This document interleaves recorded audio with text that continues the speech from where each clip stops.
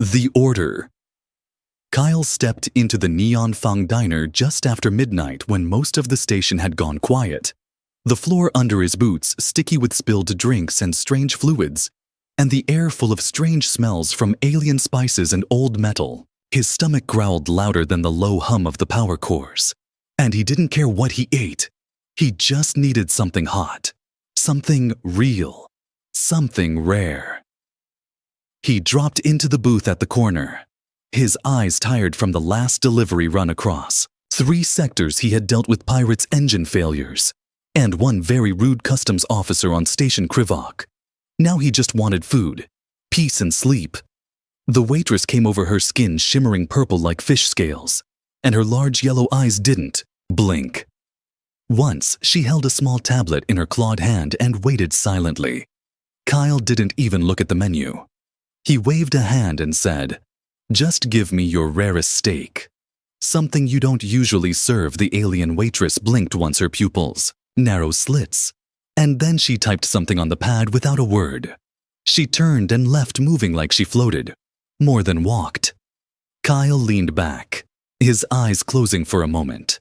The booth's fabric felt like rubber. The music soft and strange, and he nearly dozed off until he noticed the lights around the diner dimming. Not turning off, just lowering, like something theatrical was about to happen. He sat up straight, looking around, but no one else seemed to notice. There were only a few other customers, a bug-like creature sipping something green, and a pair of lizard twins arguing in hushed voices. From the back of the diner, 2 kitchen workers appeared, wheeling something metal, something large. It looked like a storage pod, sealed and glowing slightly with inner lights. It stopped right in front of Kyle, his confusion growing. They didn't say anything. They just pushed a button on the pod, and a hiss of pressure released. Steam spilling out around the edges. Kyle stood up, eyes wide, as the top lifted slowly, and inside wasn't steak. Inside wasn't meat. Inside was a girl, no older than 20. Her skin light blue with glowing silver patterns, her eyes glowing dimly in fear and confusion. She was alive, breathing, curled up like she had been in there for hours, maybe longer. 9 chains wrapped loosely around her wrists, her long white hair tangled and her body shaking lightly from cold or fear or both. The kitchen staff stepped back, and one of them smiled, his teeth sharp and too many for a normal mouth. He said, "This is your order. Rare, fresh, and exotic, just like you asked." She's still breathing, just how our best customers like it.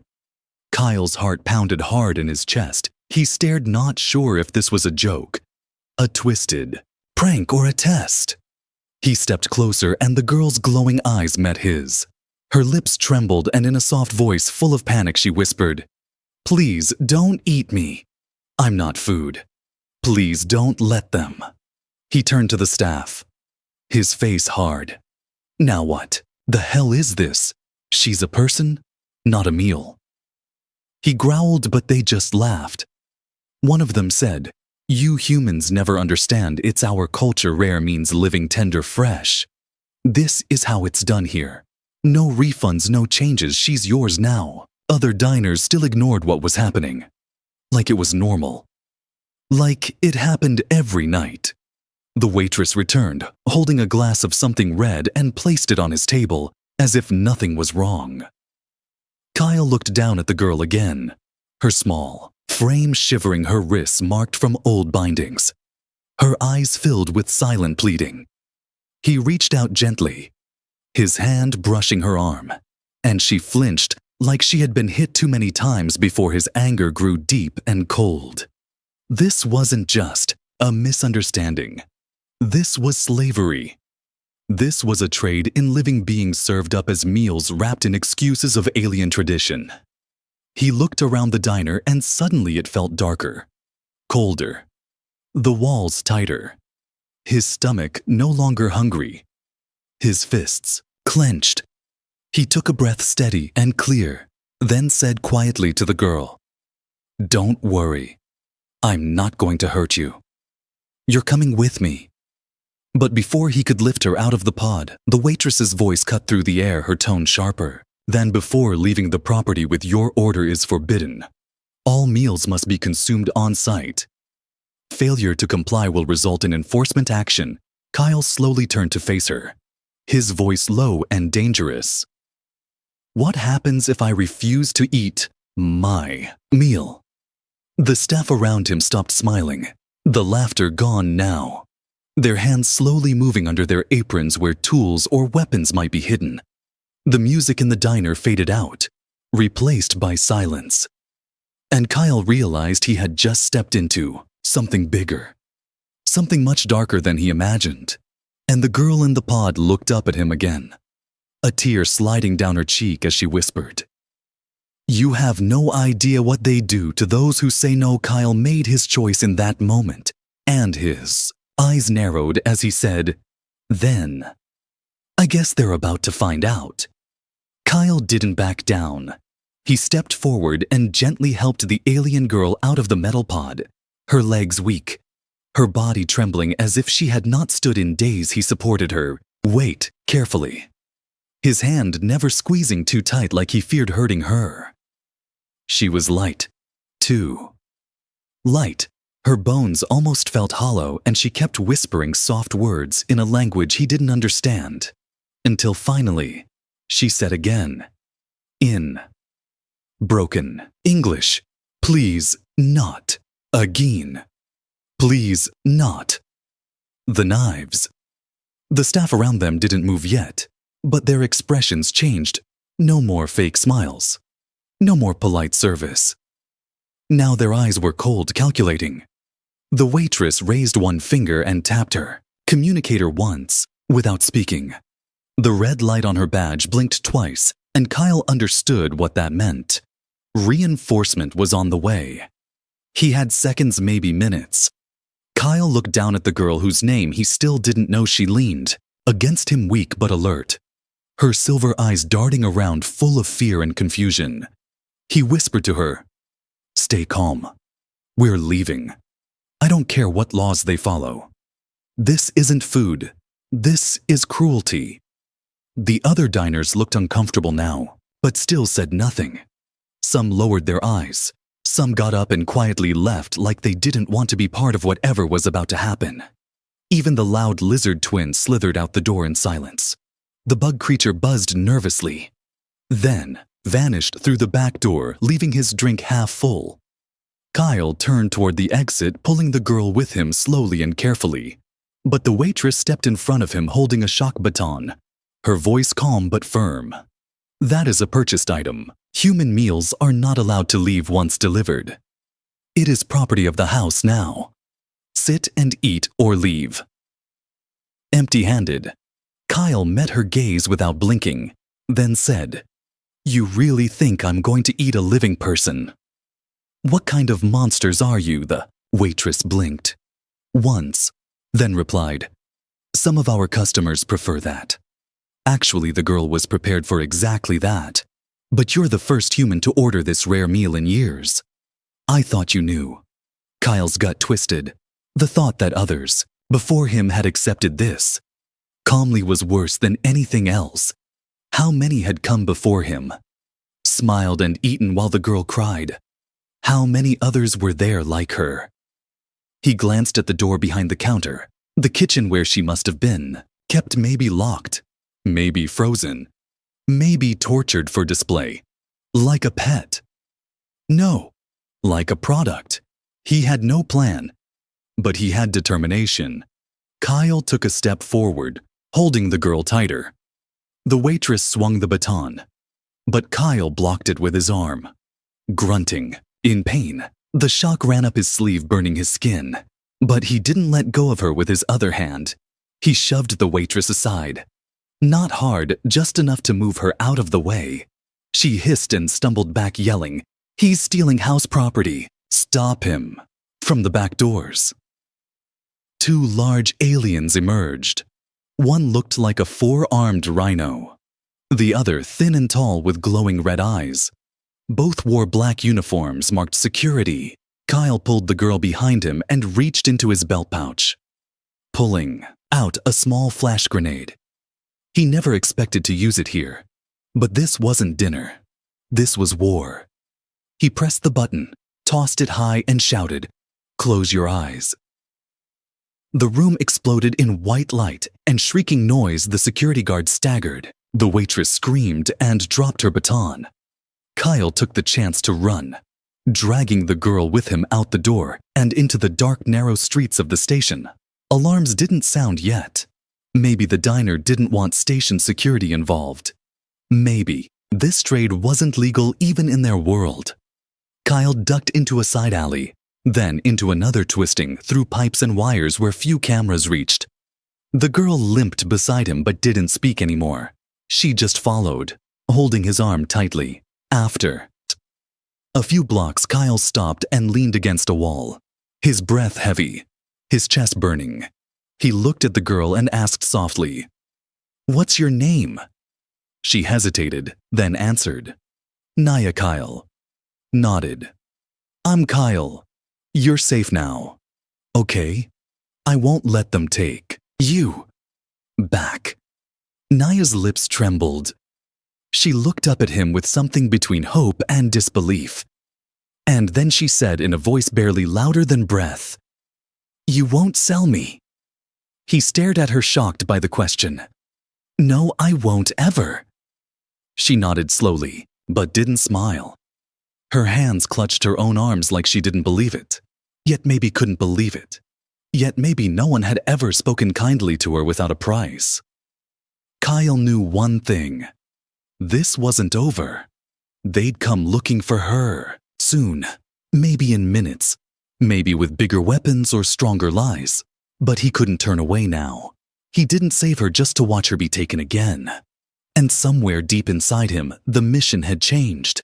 This wasn't about dinner or rare meat. This was about a girl with silver eyes and a past full of pain, and a world that treated her like nothing. He was going to change that, even if it killed him. The station's lower levels were a maze of rusted pipes, flickering lights, and forgotten storage rooms. Kyle kept one arm wrapped around Naya's shoulders, guiding her through shadows while checking behind every corner her bare feet made soft sounds on the cold metal floor. Her breath still shaky and her eyes wide with fear. But she stayed close, never letting go of his jacket. Every time a noise echoed from above, she flinched and froze her body, ready to run even though she had no strength. Kyle didn't push her to move faster. He knew she was doing her best, just staying on her feet. They passed under a broken neon sign that blinked in an alien language, and Kyle stopped outside a thick maintenance door. He punched in an old code and the door hissed open. Inside was a small room stacked with broken cargo crates and a dusty vending machine that hadn't worked in years. "We'll rest here for now," Kyle whispered. Naya collapsed to her knees the moment they were inside, her arms wrapped around herself, like she was trying to disappear. Kyle found a thermal blanket from a crate and covered her, then knelt down in front of her and said softly, "I need to know who took you. Where did they get you from?" She looked at him, her silver eyes dull, like the glow had faded. "I was taken from a moon near Sorrentha during a mining raid. They told me my people were rare. Our skin regenerates fast, so they used us again and again. Always healing, always screaming." Kyle's fists clenched tightly. Her voice was flat, like someone who had told the story too many times and still wasn't believed. He didn't know what to say, so he just sat beside her, silently. A soft beep came from his wristband. Someone was scanning the station looking for him or her or both. He checked the frequency and cursed under his breath. Bounty alerts had been sent out and his name was on the list with a huge reward. Whoever caught him could live comfortably for years. "We have to move soon," he said quietly. "They'll track the heat signature in this room. We have maybe 15 minutes before a patrol drone flies." Naya looked at him confused. "Why are you helping me?" "I'm nothing." Kyle shook his head. "No, you're someone, and the fact they made you believe otherwise is the real crime." He paused, then added, "You don't owe me anything." "Naya, I just couldn't walk away. She stared at him for a long moment, then said in a whisper, "Everyone before you said nothing." They looked at me and turned away like I was already. Dead Kyle stood and offered her his hand. Then not anymore. She took it this time, not like someone being pulled, but like someone reaching for something she never thought she could touch. They moved again, this time deeper into the industrial core of the station. Kyle led her through utility tunnels and old maintenance shafts, places he had once used as shortcuts during smuggling days, places only those who lived in shadows knew how to navigate. At one corner he paused, raising his hand. A soft, mechanical whine buzzed in the air above them, and then a searchlight swept across the corridor. A black patrol drone zipped past, scanning every surface for body heat and movement. They stayed hidden behind an old vent pipe and waited. But the drone paused for a moment. Its scanner flickered. It turned slowly back toward their direction. Naya's breath caught her hand squeezed. His Kyle knew if they ran, the drone would alert the station guards, and they'd be trapped within minutes. So he did something risky. He reached into his pocket, pulled out a spare heat pack used for emergency warmth, snapped it and tossed it into the next tunnel. The heat signature moved and the drone followed, thinking it found a target. The moment it disappeared, they ran again, moving faster. Naya, limping slightly but not stopping. Kyle knew they couldn't keep this up forever. He needed a real escape route, a ship, something off-world.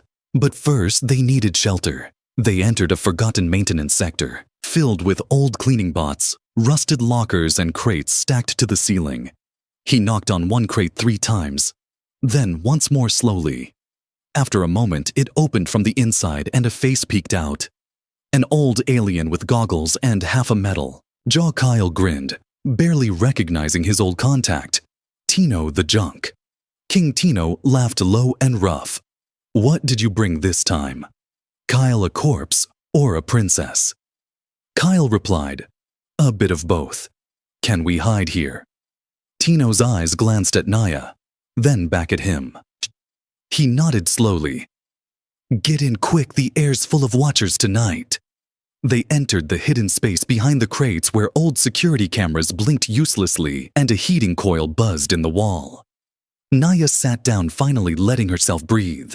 Kyle knew this wasn't the end, but at least it was a pause.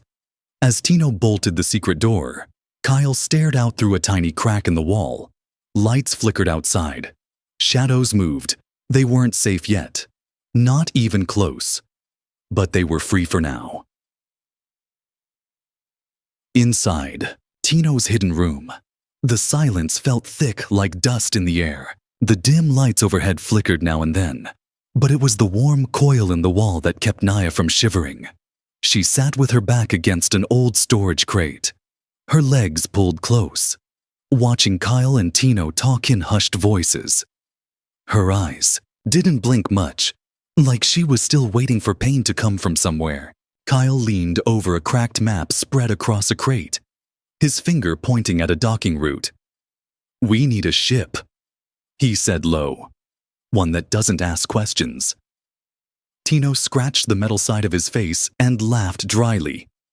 "You always bring the weirdest trouble, Kyle. But this? A live one from the Neon Fang? You know what that place really is?" Kyle narrowed his eyes. "I know enough."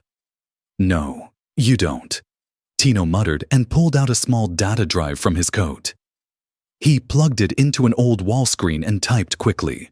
The screen blinked, then showed security footage from inside the diner's hidden rooms. Kyle stepped closer. What he saw made his blood run cold. There were cages, rows of them, all glowing faintly, some shaking. Inside were beings like Naya, young, frightened, and locked up like animals. A few were unconscious. Some stared at the camera like they knew no one would help. In the corner of one room, a machine cleaned something red from the floor. The footage switched. A customer smiled as a live alien girl was led to his booth. Trembling, another video showed an argument. Someone refused the meal. Moments later, guards dragged him out by force. "It's not just rare meat," Kyle whispered. It's a market. Tino nodded slowly. That place's front is legal, but the back end? That's a black trade hub. They sell rare species, mostly young, all regenerators. They don't die easy, so they're used again. Passed off as rare delicacies. Station security won't touch it. Too many bribes. Too many powerful names on the guest list. Kyle turned and looked at Naya, who was now watching the screen. Her eyes didn't show surprise. Only sadness. She already knew. She had lived it. Kyle walked over and sat next to her. You were there a long time, weren't you? Naya nodded. I stopped counting after 20. I think they kept freezing me between sales. I don't even know what year it is. Kyle felt sick. She turned to him slowly. Why did you help me? Because you're not a meal. You're a person. Her lips parted slightly, as if she wanted to cry but couldn't. Then she whispered, You're the only one who said that out loud. Kyle clenched his jaw. His hands itched to break something. He stood and looked at Tino again. We're leaving this station. I'll pay you back, whatever it costs. Just get us a way out. Tino nodded, sighing. I've got a freighter captain who owes me. Her ship's old but fast. Quiet. She leaves in 18 hours. But you'll need to get to the East Dock. That means crossing through merchant territory. Not safe. Not for her. Kyle nodded. I'll get us there. Somehow. But Tino raised a hand. You'll be hunted. That girl is their product. You think they'll just let you vanish? Let them try. Kyle growled. Tino walked over and handed Naya a coat. It was large and patched but warm. He gently helped her into it. You'll pass as a mechanic's assistant if you keep your head down, he said. Naya gave a tiny nod. That night, they slept in turns. Kyle stayed awake longest, watching the tiny window. Every flicker of light made him reach for the small knife on his belt. When he finally closed his eyes, Naya quietly moved closer, sitting beside him. Do you think, she whispered, do you think there are more like me? He looked at her and answered softly, I'm sure of it. Then can we find them? She asked, almost afraid of her own voice. Kyle didn't answer right away. But the way he looked at her said everything. If they made it off the station, if they lived past tomorrow, maybe they could do more than just escape. Maybe they could destroy the place that tried to erase her. And maybe, just maybe, they could save others before it was too late. They left Tino's hideout just before the fake sunrise lights switched on across the station's inner levels. Kyle had Naya wear the oversized mechanic's coat, hood up, her silver markings hidden beneath grease smears and cloth wraps. They moved through the lower service tunnels at first, where few dared to go. The air smelled like oil and rot, and the walls sweated moisture that dripped like slow tears from the ceiling. Kyle walked ahead, checking every corner, his eyes sharp and hand near his belt knife. He didn't trust the silence. It was the kind that came before a storm. Naya didn't speak, but she stayed close, her steps quiet, light as if she barely touched the floor. Her eyes scanned everything, not in wonder, but in fear, like someone who had learned to expect pain. At every turn, they passed through a cargo sector where towering crates of parts were stacked like ancient ruins. Kyle slowed as he noticed strange marks on the floor. Scuffs, boot prints, and something fresher. A food wrapper. Still warm. They weren't alone. He pressed Naya back against the metal wall and whispered, "Stay behind me." Quiet. Footsteps echoed from the far end of the aisle. Kyle peeked around the corner and froze. Two bounty hunters moved in. One, a heavy brute with cybernetic arms and glowing red optics. The other thin and sharp like a blade, her green skin patterned with jagged tattoos. Both wore scanners on their wrists, and both were armed. Kyle cursed under his breath. They were using heat trackers. He looked around and saw a maintenance duct to the left, too small for him. But maybe not for Naya. He turned quickly. Crawl through there. Come out the other side. Wait for me by the rusted tank. You'll see it. Go. Naya hesitated. I don't want to leave you. You're not. You're helping me help you. Please. Now. She nodded once and slipped into the duct like she had done it before. Within seconds, she was gone. Kyle pulled off his jacket and pulled out a heat capsule from his pouch. He activated it, tossed it to the side opposite the duct, and waited. Seconds later, the two hunters rounded the corner, scanners lighting up. Target locked, one growled. They raised their weapons and moved toward the signal. Kyle stepped out from behind the crate and slammed a metal rod into the brute's head, the hit landing with a loud crack. The brute roared and stumbled, sparks flying from his jaw joint. The second hunter spun with speed, firing, but Kyle had already ducked behind cover. Shots tore through the crates, splinters of metal and wiring spraying everywhere. Kyle rolled out and threw a stun disc. It hit the second bounty hunter's shoulder and exploded with a flash. She screamed and dropped her gun. Kyle didn't wait. He charged and kicked her into a stack of boxes that collapsed around her. The brute was up again, furious. He swung a heavy arm, smashing it into Kyle's chest. Pain exploded through Kyle's ribs as he flew back, hitting the floor hard. The brute stepped closer, lifting a massive foot to crush him. But a sharp noise rang through the air, a high-frequency pulse. The brute froze, eyes twitching. Behind him, Naya stood, hands near her throat, emitting a piercing vibration only certain species could produce, her kind's secret defense. Rare and painful. The brute screamed, clutching his head, dropping to his knees. Naya fell silent and backed away, her breath shaking. Kyle groaned and stood, grabbing a metal pipe and slamming it into the brute's back, knocking him unconscious for good. Both hunters were down. Kyle limped over to her, hand over his side. You didn't stay at the tank. She looked down guilty. I heard the fight. I didn't want you to die. He smiled weakly. Next time, scream from a distance. They moved quickly again. Kyle took the hunter's keycard and used it to open a private lift that would lead to the East Dock sector. The walls of the lift closed around them, and for a moment, there was silence again. Kyle leaned against the wall, breathing heavy. We don't have much time. They'll send more now. Bigger ones. Naya sat beside him and said softly, You should have left me. Kyle looked at her. I did leave you once, back in the diner. I could have walked away before opening that pod. I didn't, and I won't now. She stared at him for a moment, then slowly, she reached out and touched his hand. Not afraid this time. Not shaking.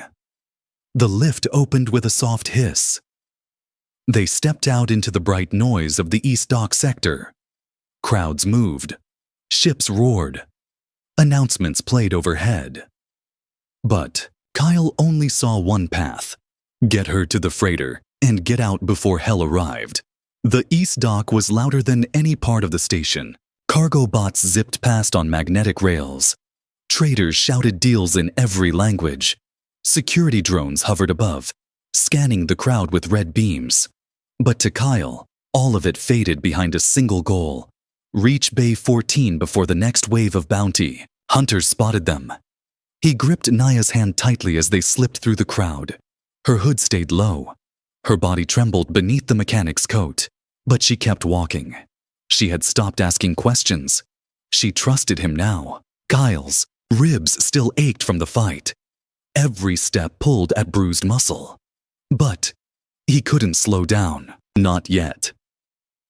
Tino's freighter was docked at the far end. A weathered ship called the Scatterlight. Its hull full of scars. But its engines were clean, reliable, quiet, and more importantly, ready. As they neared the ship, Naya squeezed his hand and whispered, They're watching. Kyle looked up.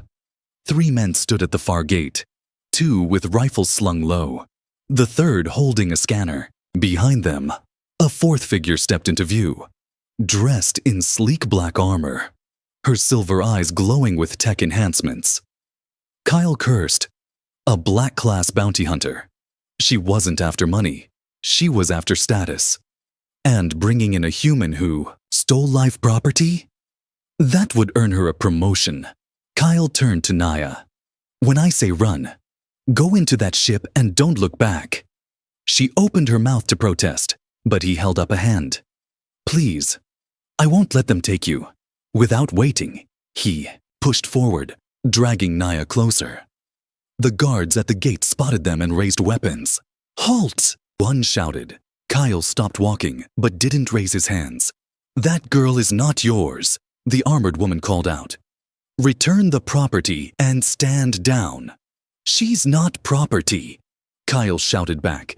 She's someone you caged and sold. Irrelevant, she replied coldly. You don't decide her value.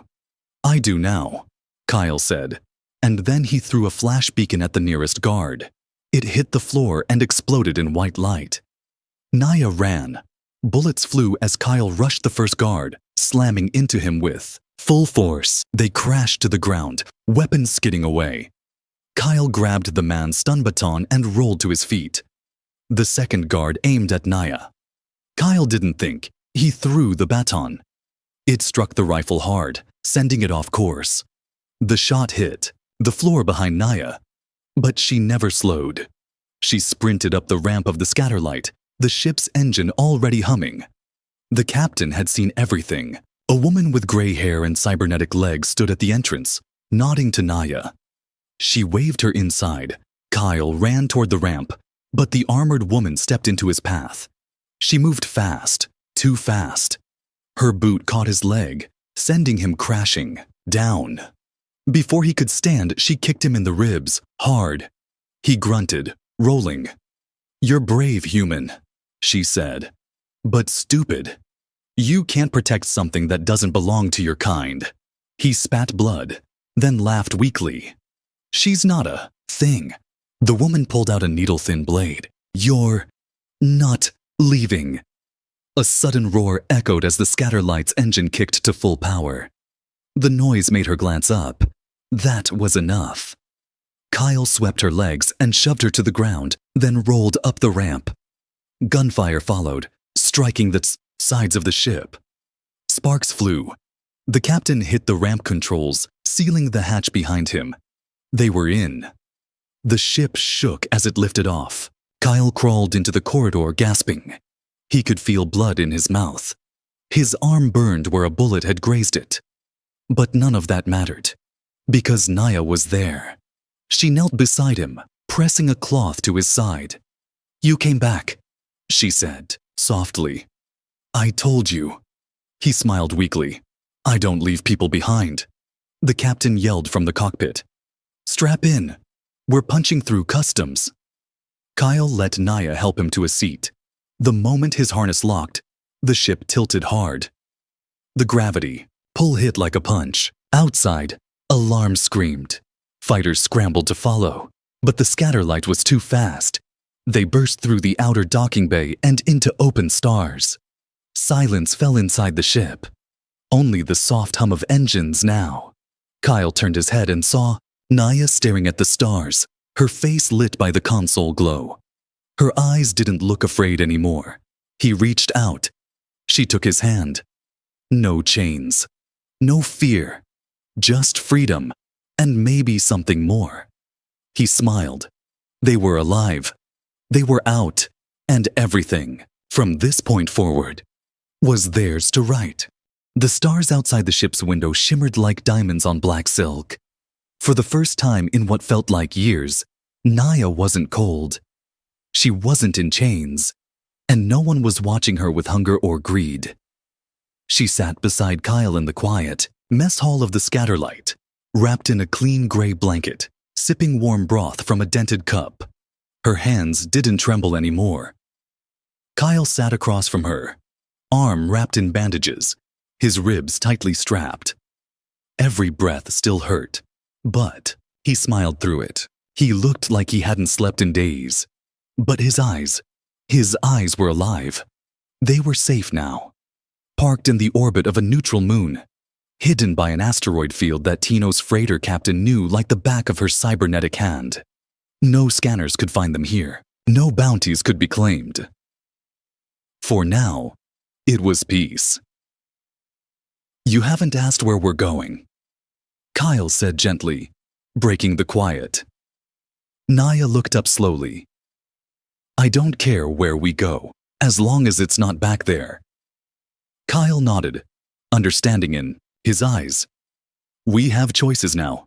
There's a refugee colony on Levera Prime, or a human alien support outpost in Sector Juno. They won't ask questions. They'll help." Naya set her cup down. Her voice was soft. "What if I don't want to hide?" Kyle blinked. "What do you mean?" She sat up straighter, her silver markings glowing faintly under the dim lights. "You saw what they were doing in that diner, what they were doing to others like me. I was one of many. And if we just run away, they'll keep doing it." Kyle leaned forward. "You want to fight back?" Her voice didn't shake. "I want to free the others." Kyle stared at her for a long moment, then let out a breath. "That's a dangerous path. I know," she said, "but I'm not afraid anymore." He smiled faintly. "You were never weak, Naya. Just hurt. There's a difference." A pause stretched between them, and then Naya asked, "Why did you help me, really?" Kyle looked down at his bandaged hands, then back at her. "At first, it was instinct. I saw someone afraid, someone being treated like trash. I couldn't just walk away. And now? He paused. "Now I see you, not as something broken, but as someone powerful. And I want to walk beside you, not ahead, not behind, beside." She looked at him for a long moment. Then her hand slowly reached across the table and touched his. "Warm, gentle, real, Kyle," she said softly. "They trained me to obey, to be silent. But the first time I heard your voice, when you said I was someone, I felt something inside me shift. Like waking up." Kyle's throat tightened. He nodded, unable to speak. "I don't know what this is between us," Naya said, glancing down at their joined hands. "But I want to understand it. With you. Then we'll figure it out together," Kyle replied, "one star at a time." By the next morning, the scatterlight was refueled and ready. The captain entered the mess hall, nodding toward them both. "You sure about this? Going back toward the fire instead of away?" Kyle stood and looked at Naya. She gave a firm nod. "We're not running," he told the captain. "We're starting something. A movement. A rescue. Whatever we have to call it." The captain snorted. "Then you'd better gear up, because the galaxy doesn't give up its secrets without blood." Kyle reached for his bag. "I've got enough scars to trade." Naya pulled her hood over her head, but not to hide this time. Her eyes were steady. She wasn't just someone's victim anymore. She was a survivor. A voice. A flame. As the ship turned and engines flared, Kyle stood beside her at the viewing port. Back there, in the darkest corner of the galaxy, others like her were still waiting, and they would come, one by one, until no pod ever opened again, to reveal a girl begging not to be eaten, until no human ever mistook cruelty for culture, until freedom wasn't a gift, but a right. Naya squeezed Kyle's hand as the stars began to shift. "Let's go.